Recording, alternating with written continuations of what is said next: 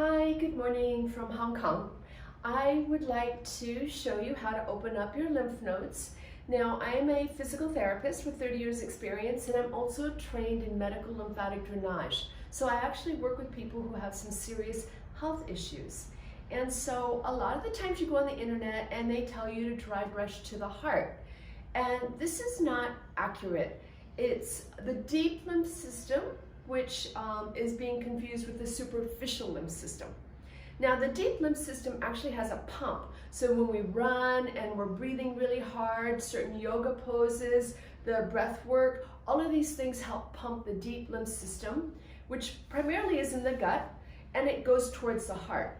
So I think the confusion is that people think you need to brush towards your heart, but that is actually, when you're brushing, you're treating the superficial lymph system. Now, that system does not have a pump.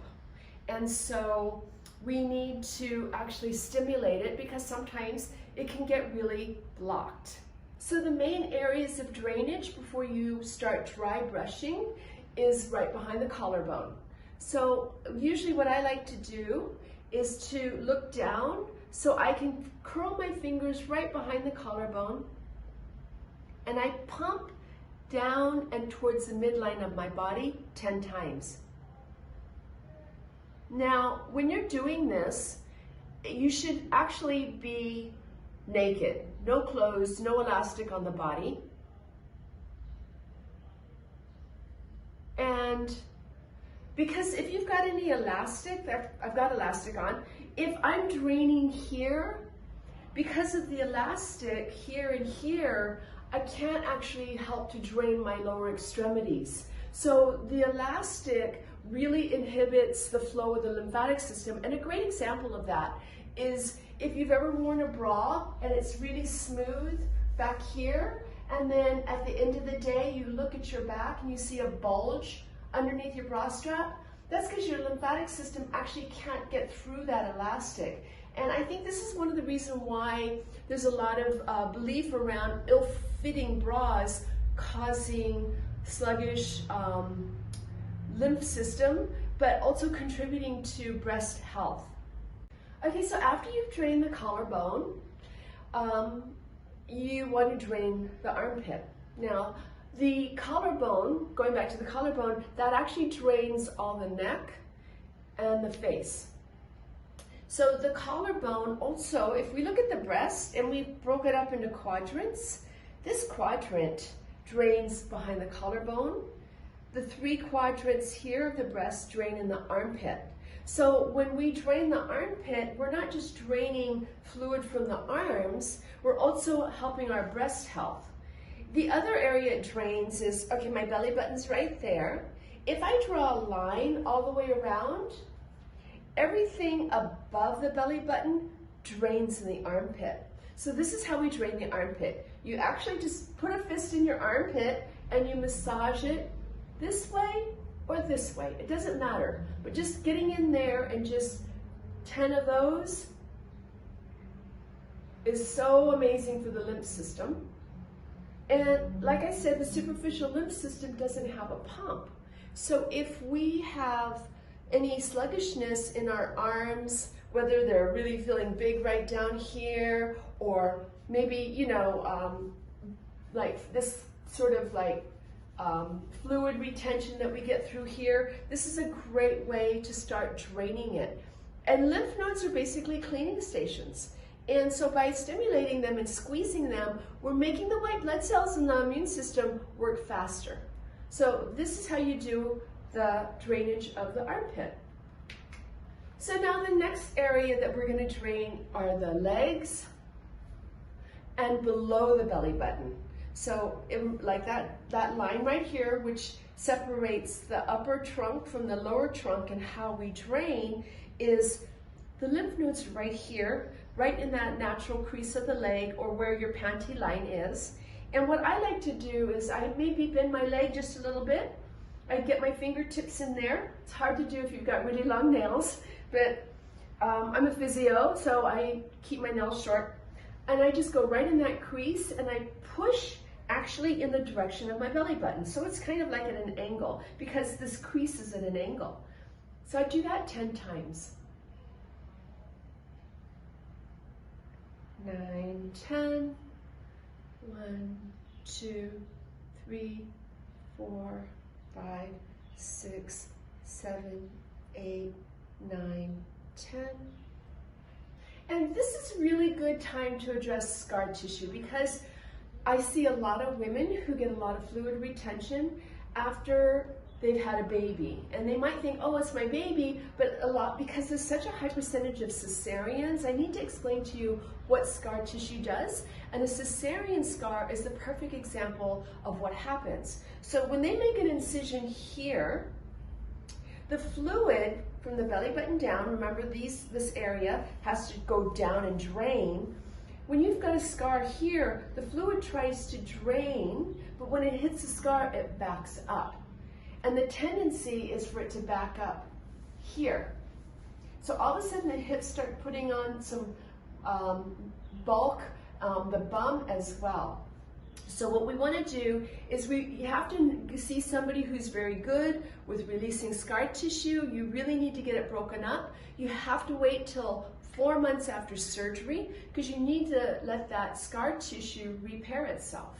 And that takes 4 months. And then you can start seeing somebody who's very knowledgeable in breaking up the adhesions. So I have a clinic in Hong Kong called the Body Group. We have a couple trained lymphatic drainage therapists. We also work with scar tissue, and we also have some very good therapists who work on the abdomen who know how to break up scar tissue. Now, the abdomen's not the only place we get scar tissue. It's very common. But also too, like if there's a lot of scar tissue around breast sometimes. So maybe you may have had a biopsy or something removed like lymph nodes, anything like that. So this is really going to affect the drainage of the lymphatic system, which is affecting your immune system. So breaking up scar tissue is really important anywhere in the body if you want to make this more efficient, because let me explain something about scar tissue.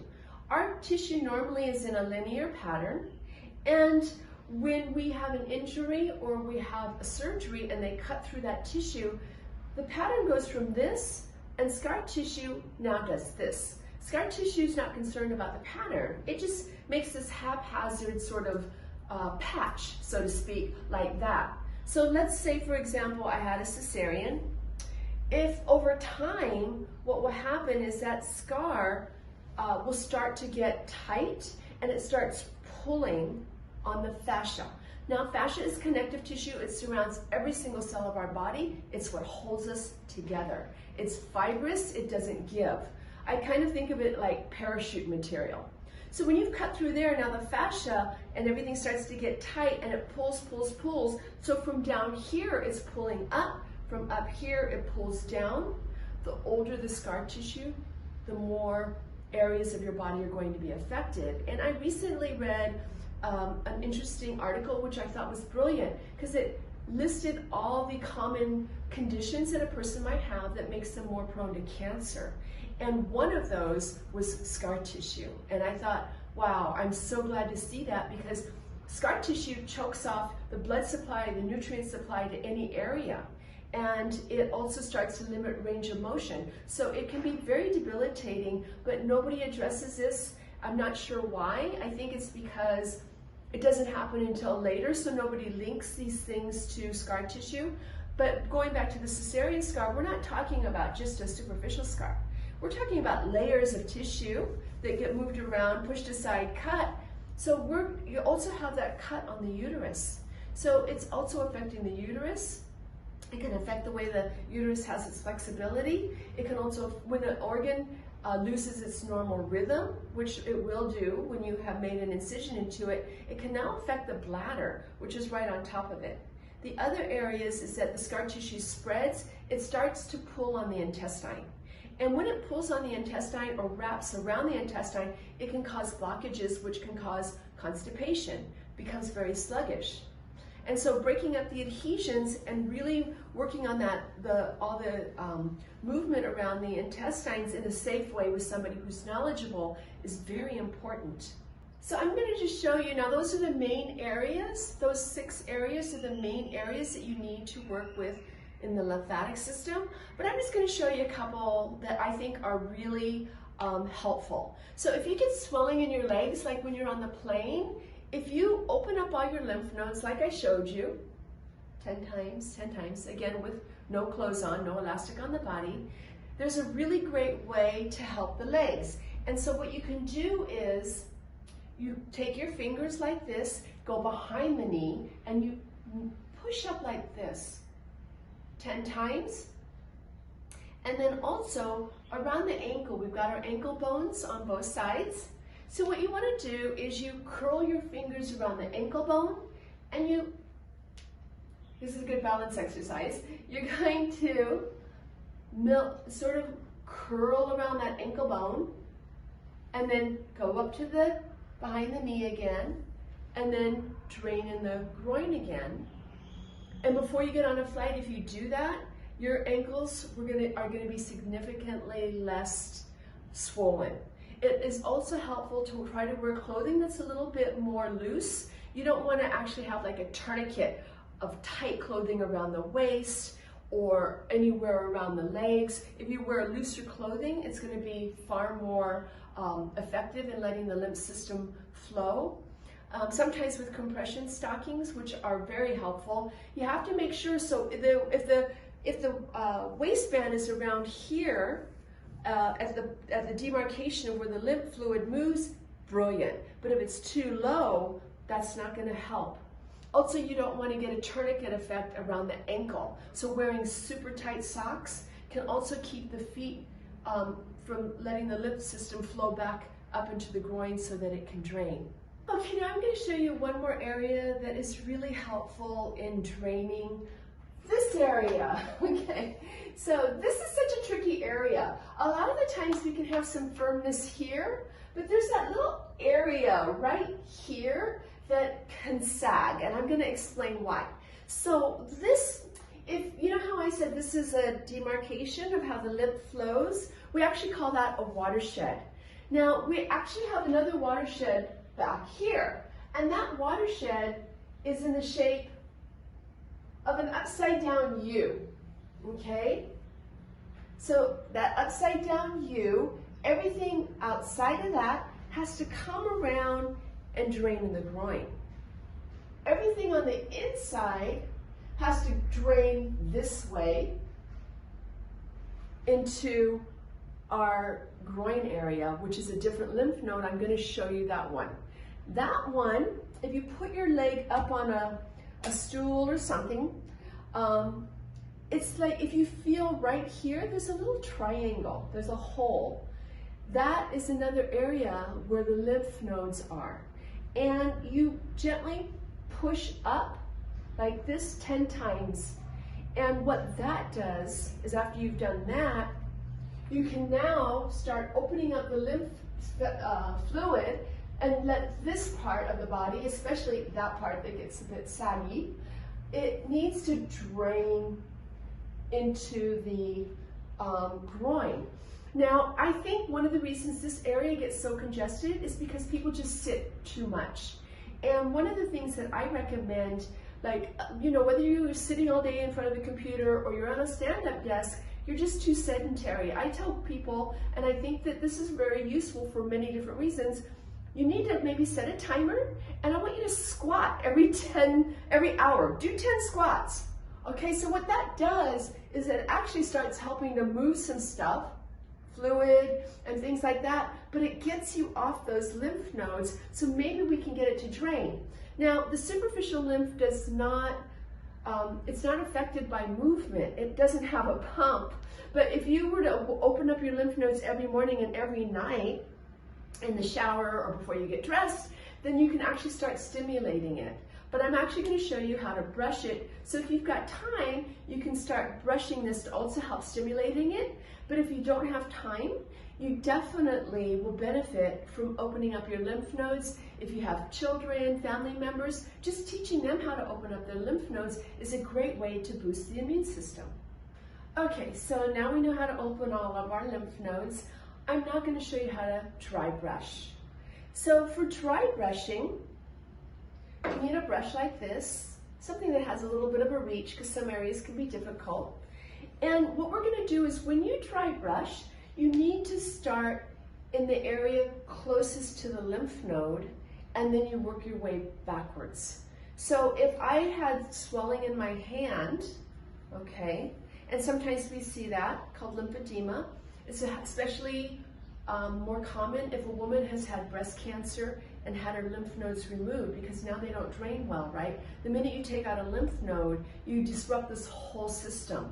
So it's very easy to get swelling. So if those women who have had a mastectomy or had lymph nodes removed from their armpit or breast, they may notice swelling in their arms. So the way we dry brush is very specific. Like I said, it's not just to the heart. So after you've opened up the lymph nodes in the neck and the arm and the groin, when we dry brush, we're going to start closest to the lymph node, and we're going to brush in a way where we stretch the skin and release, okay? So it's very specific.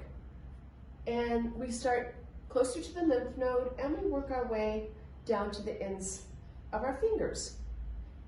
So it looks like this. I'm going a little fast here. Now, the demarcation line is right down the arm. So a good way to remember that is if I was standing in the rain with my arms out like this, when the rain hits my arm, water flows this way and it will flow that way. And your lymph system does the same thing. So if I want to dry, because a lot of women complain about this part of their arm, if you want to drain this, use dry brush close to the lymph node, and you go backwards and stretch it a little bit, okay? And you're going to do that all the way down and then just finish. You're going to do the other arm. When you do the breast, because of the way I said it's broken up into quadrants, so up here you're going to try to brush towards your collarbone. But when you do the breast, okay, you're going to start again close to the lymph node. And what I want you to do is you're going to brush around the breast. So you're going to get that the 3/4 of the breast that drain into the armpit, but starting this way and working backwards, okay? And then for this quadrant, which actually also drains in the armpit, you're going to brush this way. So all this goes up. Just from where the belly button is, you're going to brush up.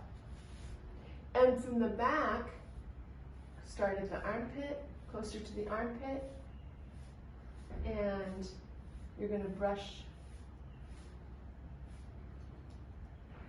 towards the armpit, and that helps to get rid of any puffiness in the back area.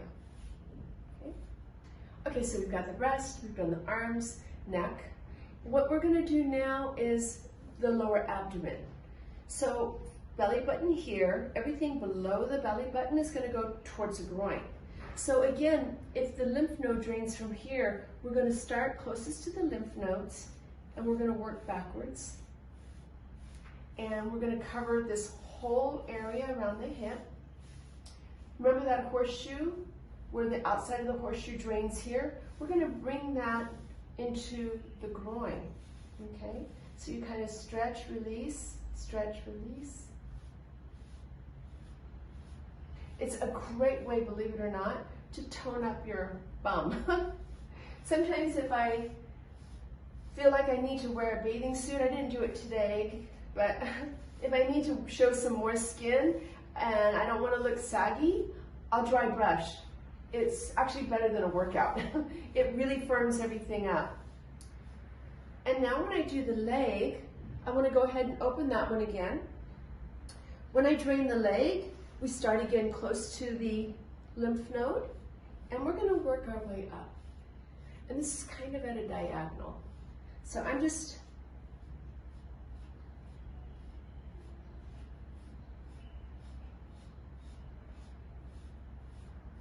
going to speed it up a little bit, but basically you're repeating yourself, and then you're going to the next one 10 times, and again 10 times. And now when we get down to the legs, we're just going to just brush up the leg, okay?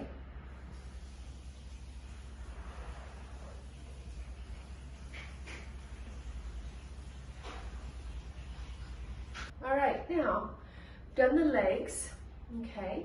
And when we finish doing the legs, you can finish with a little milking around the ankles, behind the knee, and then the groin, just to flesh it out, okay? Now we're going to do the bum area, which is, like I said, the outer part, we're going to go to the groin. The inner part's a little more tricky. So because the inside of the horseshoe has to drain right in that area, you're going to take your brush after you've opened up this lymph node. Again, this one's right here in that triangle. And you're going to brush like this.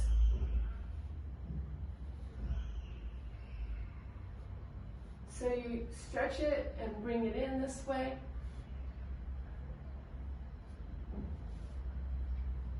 So all the way till you get to the inside of that triangle, you're going to bring that fluid into that groin area. And then after you've done that, you want to again flush it out, finish it off. And then just one more time, go ahead and open up your lymph nodes and just flush everything out. Now, I know that when I can probably do my whole body in about 15 minutes. When you first start out, it does take time, bear with me. It's good to drink a lot of water. Sometimes you might notice that after you've drained your lymph nodes, that your urine might look different, it might smell different. If you've really got a lot of congestion, I encourage you to find a professional. Usually they tend to be like me, a physical therapist or physiotherapist trained in proper lymphatic drainage. But if you don't have access to that, by all means, start doing what I've taught you. It's a brilliant way to really help boost your immune system.